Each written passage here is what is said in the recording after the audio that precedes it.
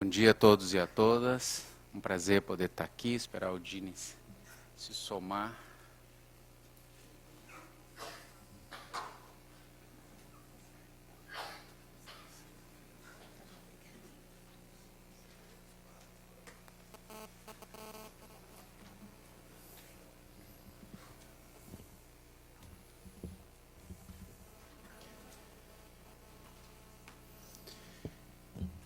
Bom, um prazer estar aqui novamente com vocês. Acho que os debates de ontem ajudaram a esquentar os motores para fazer uma transição importante para a nossa discussão de hoje, né? Vocês perceberam que a agenda foi montada do geral para o mais específico, não? Nós ontem tivemos um dia de discussões internacionais para hoje poder, a partir desse conjunto de visões, experiências, etc., fazer um debate específico sobre o contexto brasileiro.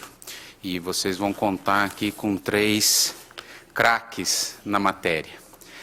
Mas antes eu queria, o que me pediram aqui como moderador, mas além da minha capacidade bastante desagradável de controlar o tempo das pessoas, em geral eu sou bem sucedido nessa matéria, e depois aquelas mesmas pessoas nunca mais aceitam participar de mesas comigo, mas são os resultados desse tipo de eficiência.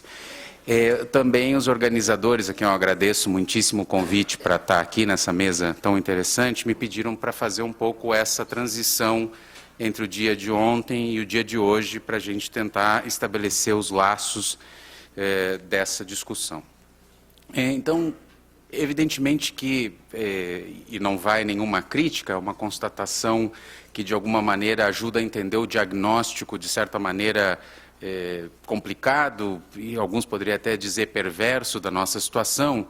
Uma mesa com esse mesmo título pode ser encontrado na história brasileira das comunicações ao longo dos últimos 30 anos, ou seja, desde que o capítulo da comunicação social da Constituição foi aprovado, ou seja, os desafios e perspectivas para a regulação da mídia no Brasil é o que a gente vem debatendo com mais ou menos esperanças desde que o capítulo da comunicação social da Constituição foi aprovado em 5 de outubro de 88. Agora, o fato desse título ser um título permanente não quer dizer que a discussão seja a mesma. Essa discussão evolui ao longo dessa linha do tempo e evolui por uma série de razões, porque há um conhecimento que vai sendo acumulado nessa agenda e a própria realidade muda. Não sequer seria a mesma discussão mesmo para os atores que estavam presentes ontem.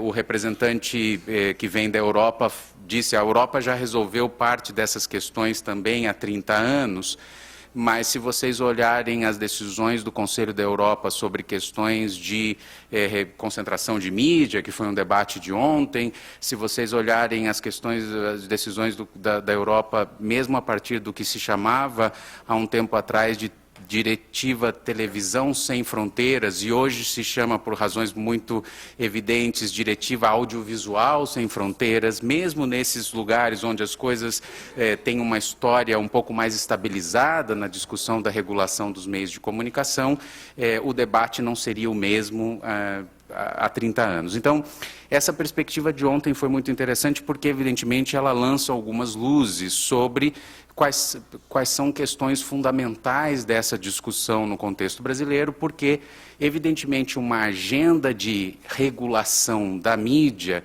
é uma agenda extremamente ampla que, evidentemente, não se esgota numa mesa de 2 horas. Então, o que eu vou tentar fazer um pouco para facilitar aqui a interação com eles é relembrar algumas dessas questões que nós passamos pelo dia de ontem. A gente começa com uma mesa ontem sublinhando muito claramente quais são os principais padrões internacionais dessa discussão. E um elemento importante que, de novo, retoma o link com a Constituição brasileira, mas vai mais além disso, os padrões internacionais de regulação dos meios de comunicação, ainda que eles estejam fortemente vinculados ao artigo 19 da Declaração de 48 e ao mesmo artigo 19 do Pacto de Direitos Civis e Políticos de 60 e qualquer coisa, esse mesmo arcabouço ganha uma força bastante importante a partir de todas as convenções de direitos humanos que são aprovadas depois da Constituição brasileira, e que começa com a Convenção dos Direitos da Criança em 89. Todas as grandes convenções de direitos humanos aprovadas a partir da Convenção da Criança, e a última, mais recente, a Convenção de 2006, dos Direitos das Pessoas com Deficiência, sem exceção, todas elas têm um componente muito forte da relação direitos humanos, liberdade de expressão e os direitos específicos dos grupos envolvidos em cada uma dessas convenções. Ou questões mais gerais, como a Convenção sobre a Diversidade das Expressões Culturais da Unesco. Então, não é por outra razão que a gente tem que continuar fazendo esses debates, porque enquanto não se resolve, no Brasil ou em qualquer outro lado, um novo ordenamento jurídico para a área da comunicação, não basta dizer, a gente já fez esse debate há 30 anos, é só pegar aquele negócio lá e adaptar. Não, não é verdade, porque o cenário também mudou. Se vocês quiserem fazer um paralelismo interessante, em 2011 a gente fazia a mesma discussão sobre a Lei de Acesso à Informação no Brasil. Nós estamos há 30 anos, desde a Constituição, fazendo esse debate que o Brasil precisa ter uma lei de acesso à informação pública. Porém, o projeto de lei que a gente tinha pensado lá em 1990 é muito diferente do projeto de lei que foi efetivamente aprovado em 2011, e esse de 2011 é muito melhor, porque como o Brasil chegou tarde na festa, chegou adaptando uma série de questões que os projetos anteriores em outros países não têm. Por exemplo, são poucos os países que aprovaram leis de acesso à informação, para fazer esse paralelismo, nos anos 90, que tem uma cláusula que documentos que contêm violação de direitos humanos não são passíveis de classificação por sigilo de nenhuma maneira. E o Brasil tem esse artigo exatamente porque chegou tarde na festa e porque já havia uma decisão nos anos 2000 da Corte Interamericana de Direitos Humanos. Então, eu estou tentando aqui, não sei se vocês perceberam, passar uma mensagem um pouco mais otimista, né? Não, a gente está nesse negócio, de certa maneira, às vezes dá uma certa depressão e a gente quer sair ali na Brigadeiro Luiz Antônio e tirar na frente do primeiro ônibus que passa ali naquele corredor, porque, bom, de novo, esse debate. Mas eu acho que tem também um conhecimento acumulado e um conjunto de questões que foram sendo aprimoradas nesse trajeto, e tenho a impressão que o Toube deixou mais ou menos claro quais são os principais pontos. Se eu tivesse que escolher, ser forçado a escolher um ponto principal para o Brasil e para qualquer outro país, do ponto de vista dos padrões internacionais, o grande ponto é a configuração do órgão regulador independente. Ou seja, podemos ter a melhor lei do mundo, se não houver um órgão regulador realmente independente, em linha com os padrões internacionais, seja do sistema das Nações Unidas, seja do sistema interamericano, não vai funcionar. A tendência é ter violações de liberdade de expressão pelo Estado na aplicação da lei, por melhor que seja a lei, por melhor que sejam as suas intenções. Mas vários outros estándares foram discutidos ontem.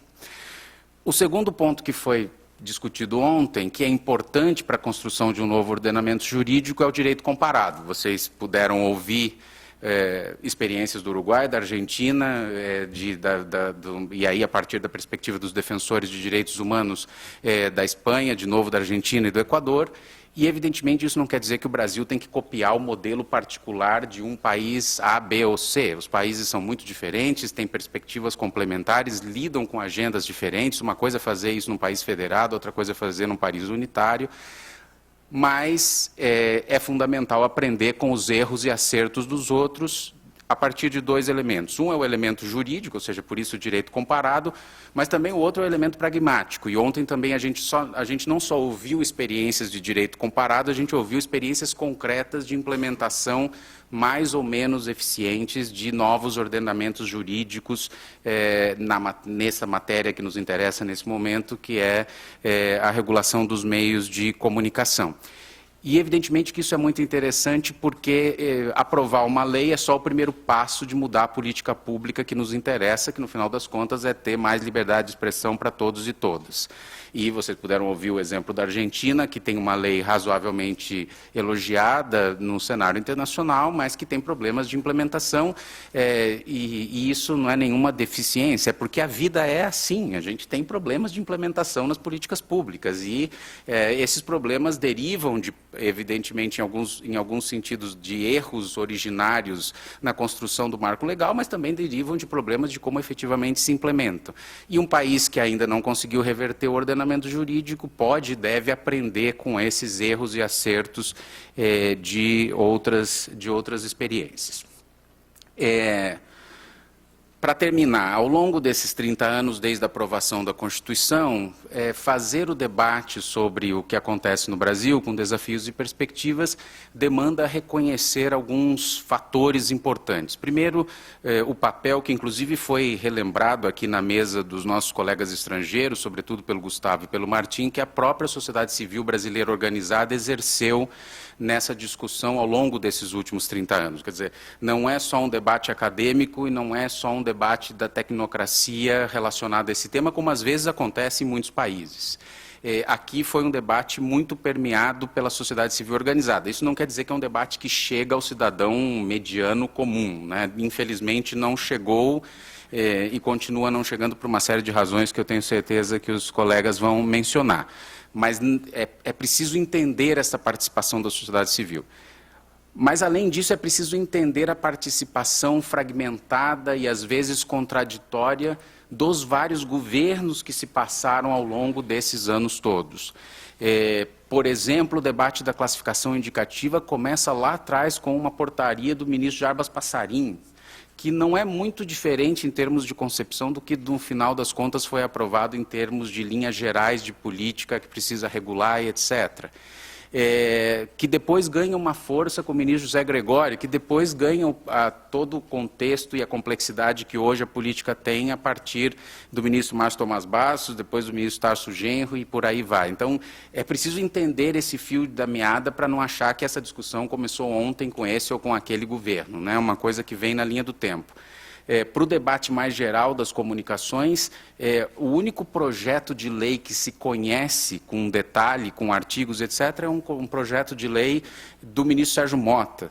E depois houve uma tentativa, que ninguém conhece o texto efetivo, do ministro Franklin Martins, e a coisa seguiu em debates. Então, ao longo desses últimos anos, muita coisa aconteceu em termos de debate público, mas também de mudanças concretas. A classificação indicativa é um exemplo, e o outro, que foi aqui mencionado ontem em alguns momentos, é a Lei de Serviços Acondicionados, que inclusive tem hoje demonstrações de impactos concretos em mudança do cenário das indústrias culturais e da indústria audiovisual no Brasil.